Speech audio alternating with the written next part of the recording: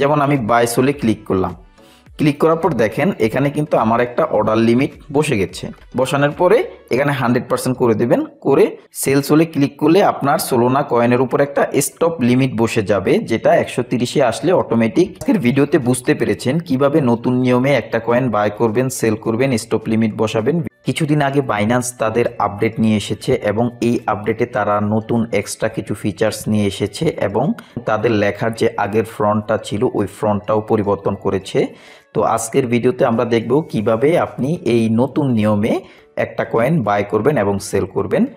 চলুন ভিডিওটি শুরু করা যাক। তার আগে যদি আপনি এখনও চ্যানেলটা সাবস্ক্রাইব করে না থাকেন অবশ্যই সাবস্ক্রাইব করে নেবেন, আর প্রতিদিন ফ্রিতে সিগন্যাল পেতে আমাদের টেলিগ্রাম পাবলিক চ্যানেলে জয়েন হয়ে নেবেন। তো ঠিক আছে, আমরা প্রথমে বাইন্যান্স অ্যাপসে চলে গেলাম। বাইন্যান্স অ্যাপসে আসার পরে এখানে হোম থেকে আমরা ট্রেড অপশনে ক্লিক করব। এই যে ট্রেড অপশনে ক্লিক করব। আচ্ছা, ট্রেড অপশনে ক্লিক করার পর এখন হচ্ছে আমরা একটা কয়েন কিভাবে সিলেকশন করব, কিভাবে বাই করব, কিভাবে সেল করব, আমরা হচ্ছে এই ইন্টারফেসের মাধ্যমে শিখতে পারবো। যদিও পূর্বে যে সিস্টেমে বাই সেল ছিল এখনও একই সিস্টেমে বাই সেল আছে, তারপর আমরা ম্যানুয়ালি করে দেখব যে এক্সট্রা কোনো পরিবর্তন হয়েছে কিনা। আমার মনে হয় না এক্সট্রা কোনো পরিবর্তন হয়েছে। তো যাই হোক, এখানে আমরা প্রথমে একটা কয়েন সিলেকশন করব। কয়েন সিলেকশনের জন্য আমরা এই অপশনটা ক্লিক করব। এই অপশনটা ক্লিক করলে আপনার পছন্দের কয়েনটা আপনি এখান থেকে বাছাই করতে পারেন। যেমন আমি হচ্ছে সোল কয়েনটা নেব, সেজন্য আমি সোল লিখে সার্চ করলাম। এখানে সোল কয়েনের অনেকগুলো পেয়ার চলে আসছে। তো এখানে আমরা অবশ্যই যে কোনো কয়েনের ইউএসডিটি অর্থাৎ কয়েন অবলিক ইউএসডিটি এই অপশনটা সিলেকশন করব। এখানে আরও অপশন আছে, এফডি ইউএসডি আছে, ইউএসডিসি আছে, টি ইউএসডি, বিএনবি আছে। আমরা শুধু ইউএসডিটি এটা সিলেক্ট করব, অর্থাৎ কয়েনের নাম অবলিক ইউএসডিটি ওই পেয়ারটা আমরা সিলেকশন করব। তো এখানে আমরা সোল ইউএসডিটির উপরে ক্লিক করে দিলাম। তো এখানে কয়েনের উপর ক্লিক করার পর আমরা আরও দুইটা অপশন দেখতে পাচ্ছি। এখানে বাই সেল, বাই ক্লিক করলে গ্রিন, সেলে ক্লিক করলে ইন্টারফেসটা রেড হয়ে যায়। এখন আমরা যদি একটা কয়েন বাই করতে চাই তাহলে আমরা বাই অপশনে ক্লিক করে রাখবো এবং কত প্রাইসে বাই করতে চাই। যেমন এই কয়েনের বর্তমান প্রাইস আছে কত, $145.23।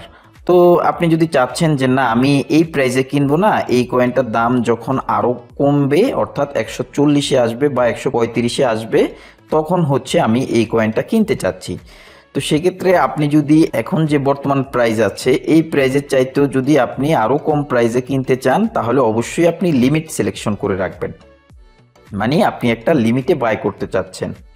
আর যদি যে না এখন যেই প্রাইজে আছে আপনি ওই প্রাইজে কিনতে চান সেক্ষেত্রে আপনি লিমিট এখানে ক্লিক করে মার্কেট এই অপশনটা সিলেকশন করে দেবেন, মানে আমি এখন মার্কেট প্রাইজে কিনতে চাচ্ছি।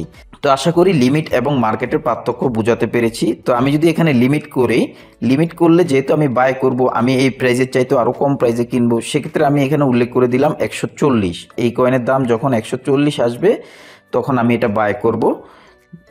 তারপরে হচ্ছে এখানে অ্যামাউন্ট সোল, এখানে কিছু করার প্রয়োজন নেই। এখানে হচ্ছে টোটাল ইউএসডিটি অর্থাৎ আপনি কত ইউএসডিটি কিনতে চাচ্ছেন এই কয়েনটা। তো আমি যদি এখানে উল্লেখ করে দিই যে আমি $10 পরিমাণ কিনতে চাচ্ছি, তো $10 আমি কতটুকু পরিমাণ সোল কয়েন পাবো এটা এখানে অটোমেটিক উল্লেখ হয়ে গিয়েছে। তো এখানে হচ্ছে আমি 140-এ আসলে এই কয়েনটা কিনবো, কত ডলার কিনবো, $10। এখন যদি আমি এখানে বাই সোল এই অপশনটা ক্লিক করি আমার সোল কয়েনটা সাথে সাথে বাই হয়ে এই যে এখানে যে একটা ওপেন অর্ডারস আছে এখানে হচ্ছে একটা অর্ডার লিমিট বসে যাবে। এটা কিন্তু সাথে সাথে বাই হবে না, এখানে একটা লিমিট বসে যাবে।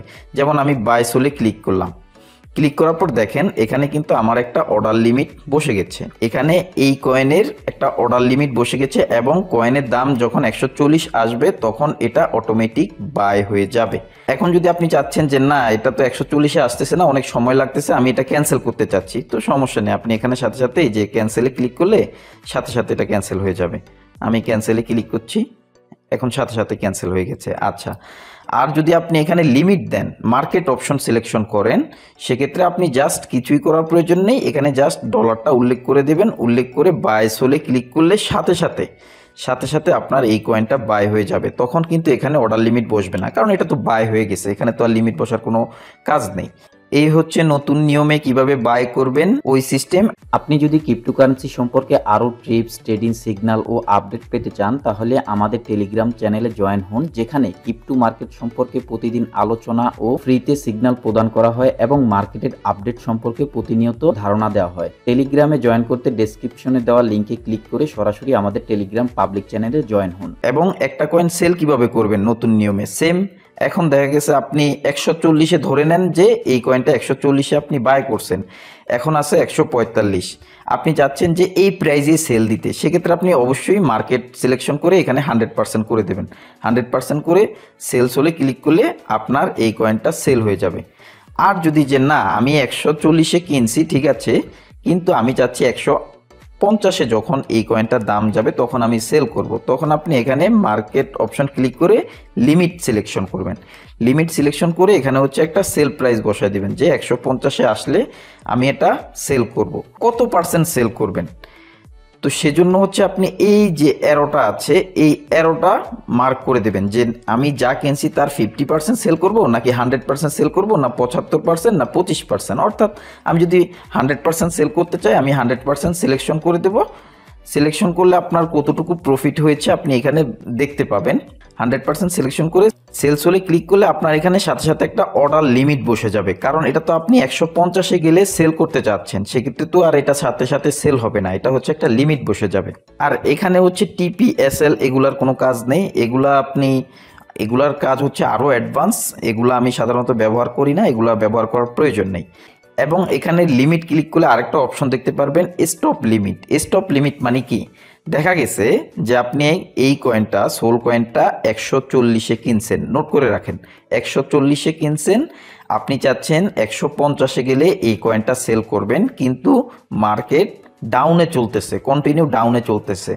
এখন আপনি এখানে একটা লিমিট দিয়ে রাখবেন যে স্টপ লিমিট, অর্থাৎ 130-এ যখন আসবে তখন যাতে এই কয়েনটা অটোমেটিক সামান্য লসে সেল হয়ে যায়, কারণ মার্কেটে খারাপ নিউজ থাকলে কন্টিনিউ একটা কয়েন ডাউন হতে থাকে। তো সেক্ষেত্রে আপনি একটা লিমিট দিয়ে রাখবেন যে ভাই আমি লস করলে এতটুকু করতে চাচ্ছি, এর বেশি লস করতে চাচ্ছি না। সেক্ষেত্রে আপনি এখানে স্টপ লিমিট 130 দিয়ে দিবেন। আর এখানেও হচ্ছে আপনি কত 130, তো এখানে 129.9 দিলেই হবে, বা আপনি 130-ও দিতে পারেন। এখানে জাস্ট প্রথম যেটা দিয়েছেন এটা থেকে একটু কমে এই লিমিটটা বসাবেন।